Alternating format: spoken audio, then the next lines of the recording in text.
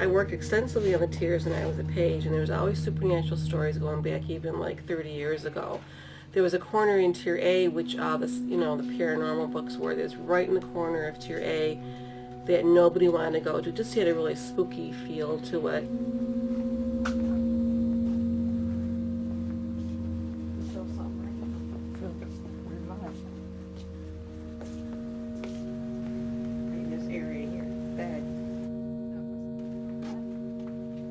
Okay, when a coworker and I we came down to just shelve some stuff, the bookcases started shaking and stuff fell off of them.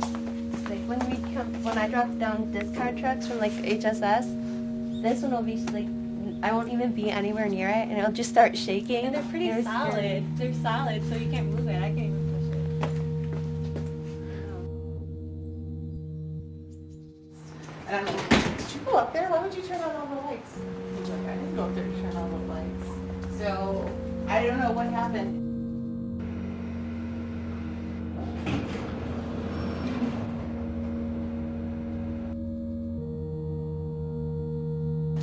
But I was somewhere like over here on this side,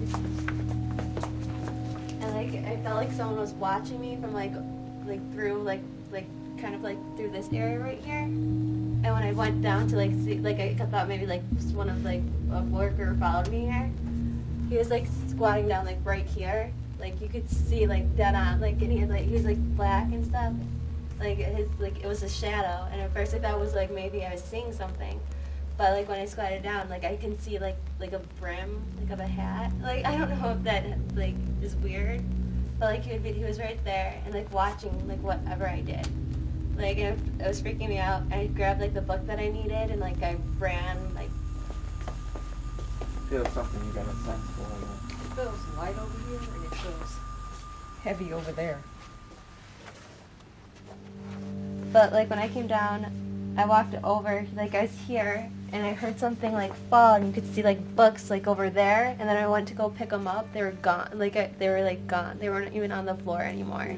Gone. And you heard it hit the ground. And there's really no one down there, and there's already a book on the floor. See, sometimes the books like they'll fall for like no reason. They're pretty tight on. I don't think you can move it unless you like hit it. Right? Like some of them don't, but usually pretty much throughout, they're usually like all bookends, kept trying to keep them full. Basically, I was going for my usual walk around the tier. I do laps of the tier every day. Never see anything unusual. But the one time I happened to be walking down this aisle past the Deweys, which are some of the older books in our collection. And I usually walk down and I peek down the aisles as I walk down just because there are other people who walk here and I really don't want to knock them over. But the one time as I was walking down, I happened to peek down an aisle and I saw what appeared to be a grayish skirt just out of the corner. It was enough to make me startled because I'd never seen anything like that before, and I am down here, as Kathy can attest to, 20, 30 times a week. So I came back around, I walked around the corner, there was nothing here that would look anything like a gray skirt, and I got chills on my arm, which is highly unusual. Usually I feel very comfortable down here, but just seeing that kind of spooked me a lot. And I've walked around here ever since, and I've never seen anything that resembles it. I watch ghost hunters, so I tried to disprove it. I was walking down, seeing if there's any kind of weird stuff hanging down, because this is the tier, and there are sheets and random things around. There was nothing that would make it look like a skirt, so I have no reason or anything to explain it. And Kiara told me like right away. Kiara actually came up and said, I had the weirdest experience on the tier, and it took me aback because she never. And I walk down here all the time. Mornings, I walk down here when it's dark. I mean, I'm not usually scared of ghosts or anything, and I never really think I'm going to see anything. And I can't say it was a ghost, but it felt real as I was walking around the corner. It looked real and looked like a full skirt, an old-fashioned full skirt, grayish. Buffalonians have been present on the site of the downtown Central Library for over 200 years, so that's a lot of time for unusual or somewhat creepy events to have taken place. The old county courthouse actually occupied the same space as the Central Library today.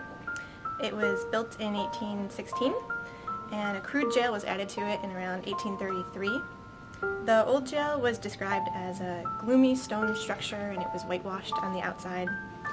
And the jail yard was where criminals were hanged. And to keep crowds from hanging around, canvas sheets were hung up in the jail yard to prevent people from being able to see anything, but crowds would still gather outside for the gruesome events.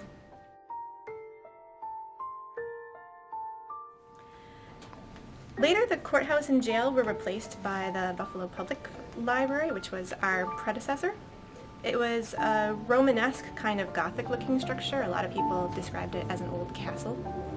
And that was built in 1886, and it was torn down in 1963 for the construction of our current Central Library building. In its 77 years, there sure had to be some unusual events. One tragic story from 1909. A man who was in the crowded reading room of the Buffalo Public Library was approached by a man who was armed with 2 revolvers who suddenly shot him. And the shooter then ran out of the library, his guns smoking, and he was eventually caught by a passing patrolman after a bit of a gunfight where the patrolman was actually shot too. Not fatally, thankfully. But unfortunately the victim was also instantly killed, and a newspaper report from the time describes the library breaking out into chaos with women fainting. The shooter's motive may be lost to history, but a newspaper article from the time also suggests in a rather sensational way that love triangle was the cause.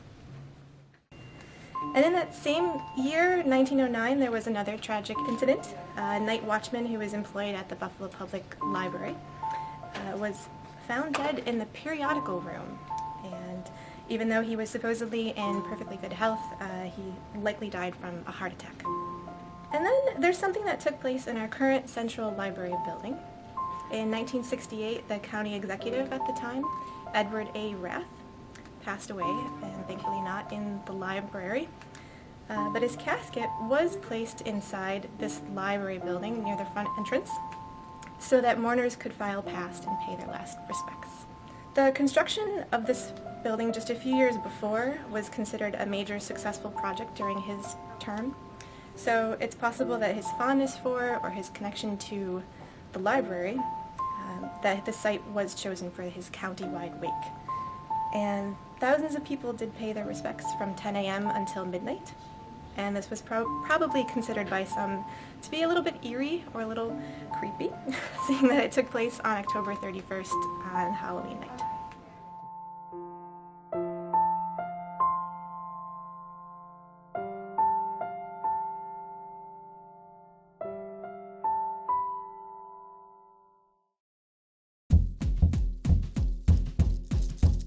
We are looking for apparitions, ghosts, any type of response we can get if we set up our cameras, and see if any of the employees here, or the pages that work down here, that claim that it's a spooky room and they've heard stuff. So the last time we were in here, we had that book fall down when they had some flashlight contact going with the spirit.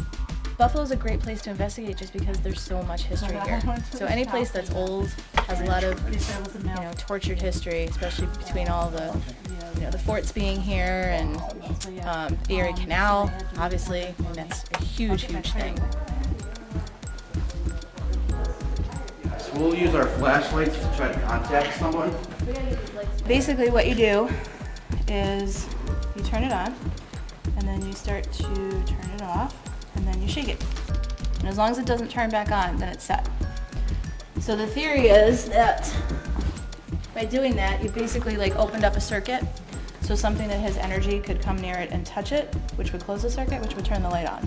They pull their energy back, the circuit goes off, light goes out. So we can use it to communicate. Usually when we come into a place for the first time, we'll take a K2 and we have an actual EMF detector and we'll do a walkthrough. So we'll walk the perimeter of each room and look for hot spots. because high EMF can cause people to feel paranoia or feel, like nauseous. So if a person is sensitive to it, then that's a logical explanation for why they feel what they feel. If we took this over to the electrical box over here, see if we can see how much it spikes.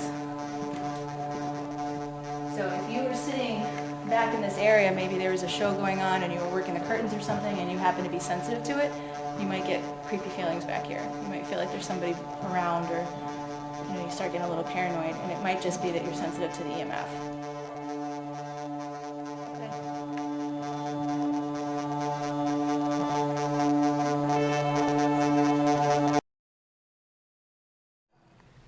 I saw the K2 move.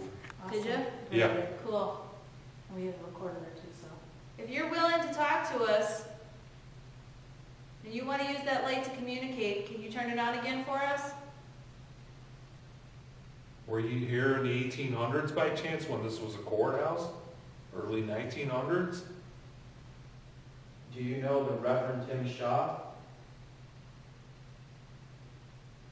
Oh, that was weird. That's weird. All right. Can you please turn that off Wait till Tim again? hears that. Ron, Can you got the thing going? Can you please All right, back good. away from the mag light so we can re-ask that question? Go Thank ahead. you. Awesome. Do you know the Reverend Tim Shaw? Please turn it on if you do.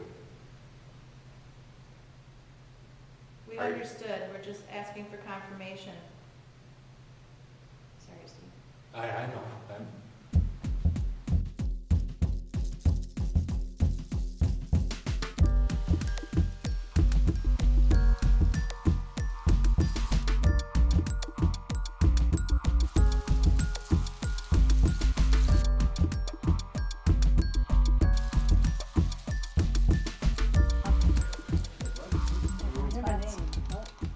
No, I was wondering who was doing the hack. Cheryl's got her hack. Bob Mack. Like what? Okay, let's see. A lot of this.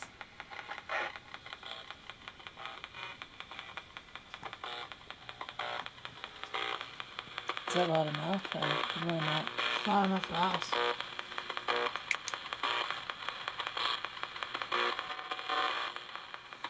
Not really getting much of. Let me try it on FM and see if it's any better.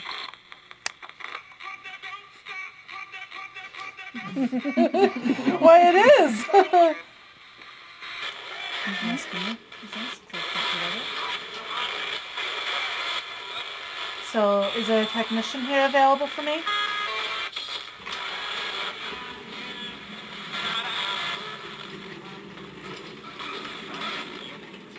Yep. Technician, do you have a name?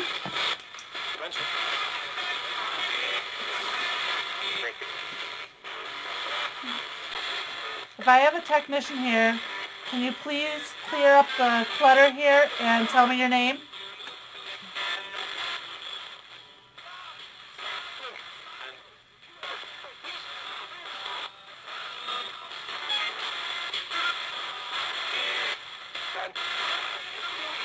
It's in bed. That's what I thought too. Yeah. Technician, is your name Ben?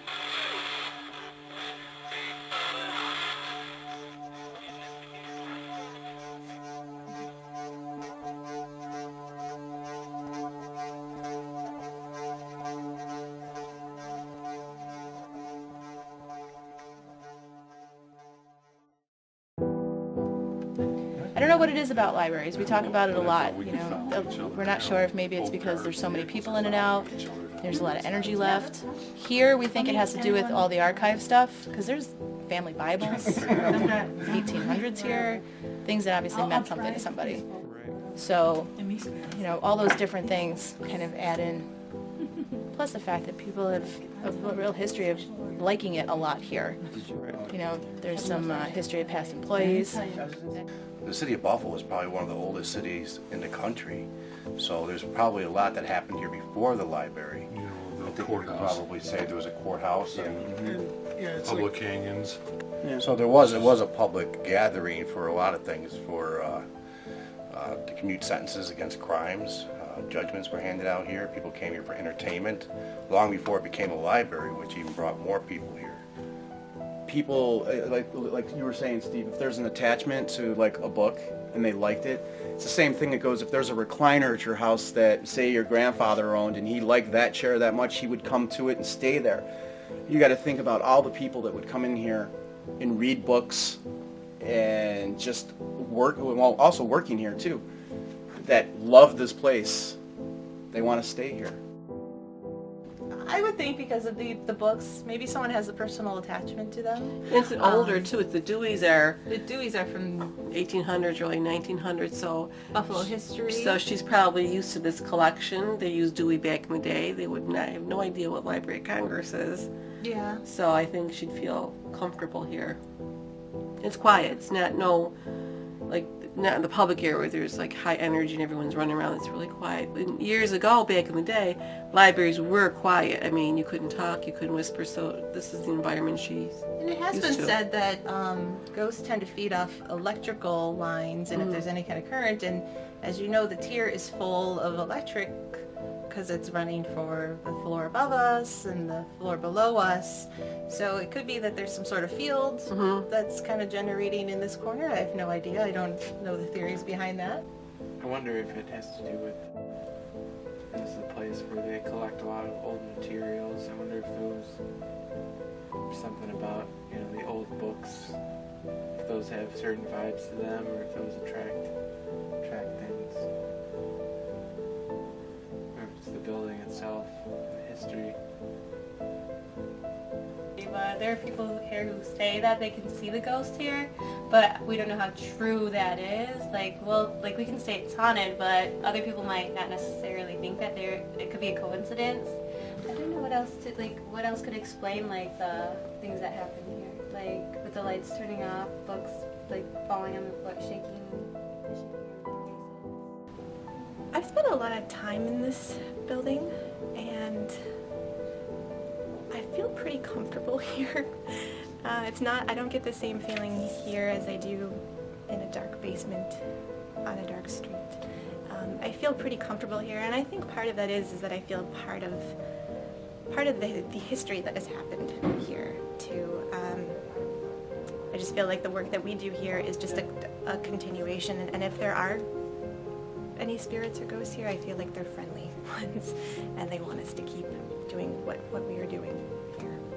I think certainly I would think a lot of staff are very attached to the building, and I would like to think that people the people that came before us were definitely attached to the old castle building, and I can certainly see people who used to be patrons here having that same sort of connection. We've actually had more than a few people come in who remembered the old library, who would talk about it and just tell of how wonderful it really was, and how that building just inspired them, and they just loved coming down here when they were kids.